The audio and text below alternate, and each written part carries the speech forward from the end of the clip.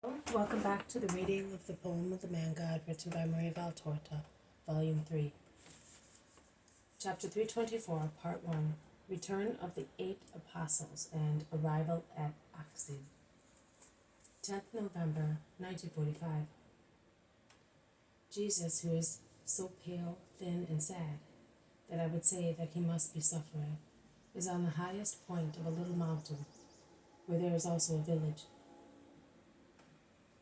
But Jesus is not in the village, which, although on the mountain top, stretches down the southeast slope. Jesus instead is on a little spur on the highest point, facing northwest, actually more west than north. As Jesus is looking in various directions, he can see an undulating chain of mountains, the extreme northwest and southwest ends of which jut out into the sea. To the southwest with Mount Carmel, which fades away in the clear day. To the northwest with a sharp cape, similar to the ram of a ship, very much like our Appuanian mountains, particularly in respect of white rocky veins shining in the sunshine. Torrents and streams, all very full of water at this time of the year, descend from this undulated chain of mountains, and across the plain along the coast they flow into the sea. The river Kishan, the most significant of all of them, flows into the sea near the wide bay of Sycamina, after forming a sheet of water at the confluence with another little stream near its mouth. The water of the streams glitter like topazes or sapphires in the midday sunshine of a clear day, while the sea looks like a huge sapphire, veined with little light strings of pearls. Springtime in the south is already beginning to appear through the new leaves bursting from the open buds. Tender, shiny leaves, so fresh that I would call them virginal, unaware of dust, of storms, of bites, of insects, and of the contact of men.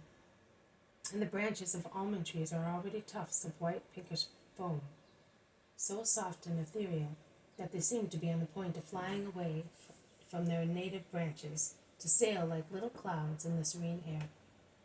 Also the fields in the plain, which is fertile although not large, delimited by the northwest and southwest capes, are verdant with corn, which makes them a pleasant sight, whereas shortly before they were bare. Jesus is looking. 3 roads can be seen from where he stands. One comes from the village and ends where he is, a narrow road, suitable only for pedestrians, and 2 other roadways, which descend from the village, forking in opposite directions, towards northwest and southwest. How sickly Jesus looks.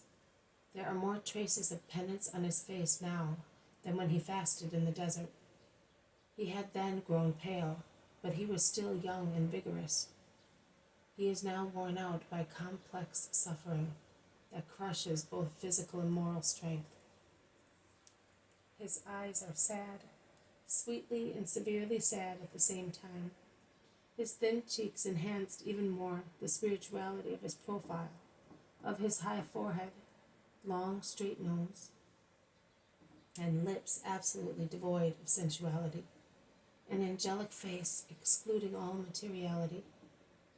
His beard is longer than usual, and has grown on his cheeks, becoming mixed with his long hair, which hangs down over his ears, so that of his face one can only see his forehead, eyes, nose, and his thin cheekbones, as pale as ivory, without the least hint of color. His hair is ruffled and dull, and as a souvenir of the cave in which he has been, there are little parts of dry leaves and twigs entangled in it.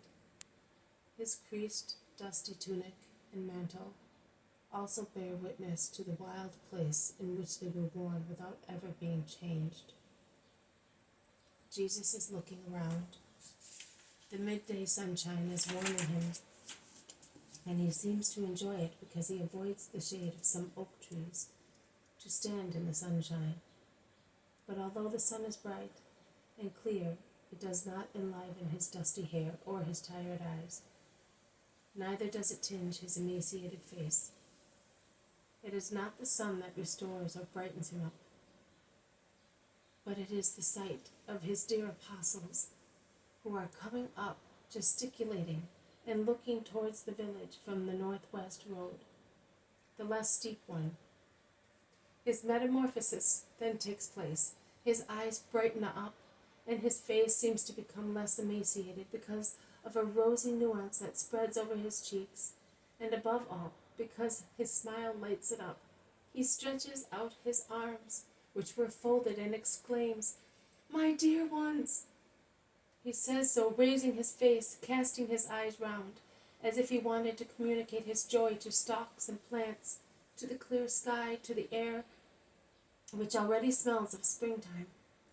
He gathers his mantles round his body so that it may not get caught in the bushes, and he runs down along a shortcut to meet the apostles who are coming up, but have not yet seen him.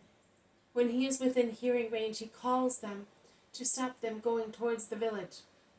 They hear the distant call, but perhaps from the spot where they are they cannot see Jesus, whose dark mantle blends with the darkness of the wood that covers the slope. They look around, gesticulating. Jesus calls them again. At last, a clearing in the wood shows him to them, in the sunshine, with his arms stretched out, as if he already wanted to embrace them. Then a loud cry re-echoes along the coast, "The Master!" And they start running up to the crags, leaving the road, scratching themselves, stumbling, panting, without feeling the weight of their sacks or the difficulty in climbing, urged as they are by joy of seeing him again. The younger and more agile ones are naturally the first to reach him, that is, Alphaeus' sons, as they proceed with the steady steps of people who live among hills. And John and Andrew, who run as fast as fawns, laughing happily, and they fall at his feet lovingly and reverently, beaming with happiness. Then James of Zebedee arrives, and next, the ones who are less experienced in races and mountains, Matthew and the zealot, who arrive almost together, and last, Peter. But he elbows his way through the group in no uncertain manner to reach the Master, whose legs have been embraced by the first arrivals, who are still kissing his mantle or his hands. He grasps John and Andrew, who are clinging to Jesus' garments like oysters to a rock, and panting because of the exertion. He pushes them aside so that he can fall at Jesus' feet, saying, "Oh, my Master, I am now back to life at last. I could not bear it any longer. I have grown old and thin as if I had been seriously ill. Look whether it is true, Master." And he raises his head to be looked at by Jesus. But in doing so, he sees the change in Jesus, and he stands up shouting, "Master, but what have you done? How foolish we are. Just look. Can't you see anything? Jesus has been ill. Master of mine, what happened to you? Tell your Simon." "Nothing, my friend." "Nothing? With that face? Then someone has hurt you?" "No, Simon. It's not possible. You have either been ill or persecuted. I have eyes to see." "So have I, and I see that, in fact, you have grown old and thin. So why are you so?" the Lord asks, smiling at Peter, who is scanning him as if he wanted to find out the truth from Jesus' hair, skin, beard. "But I have suffered, and I do not deny it. Do you think it was pleasant to see so much grief?" "You have said it. I suffered also for the same reason." "Just for that, Jesus?" asks Judas of Alphaeus, with so much pity and love. "Yes, because of that grief, my brother. Because of the grief caused by the necessity to send away, and by the grief of being compelled by..." "Please, be silent. Silence on my injury is dearer to me than any word uttered to me to console me. Say, I know why you have suffered. In any case, you may all know that I suffered for many reasons, not just for that one. And had Judas not interrupted me, I would have told you. Jesus is austere in saying so. They are all subdued. But Peter is the first to collect himself, and he asks, "But where have you been, Master, and what have you done?" "I was in a grotto, praying, meditating, fortifying my spirit, obtaining strength for you and your mission, and for John and Syntyche in their suffering." "Well, where? Without clothes, without money? How did you manage?" Simon is excited. "In a grotto, I did not need anything." "But what about food? Fire, a bed, everything.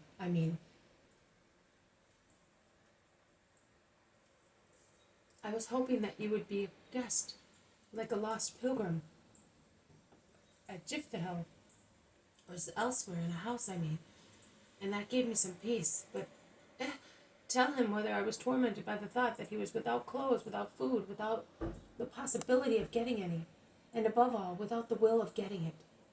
Ah, Jesus, you should not have done that, and you will never do it again. I will not leave you for 1 hour. I will sew my tunic to yours so that I can follow you like a shadow. Whether you like it or not, I will part from you only if I die. Or if I die. Oh no, you must not die before me. Don't say that. Do you really want to break my heart?" This has been a reading from the Poem of the Man God, written by Maria Valtorta, Volume 3, Chapter 324, Part 1, Return of the 8 Apostles and Arrival at Achzib. Thank you for listening. I will see you tomorrow. May God bless you, and may peace be with you.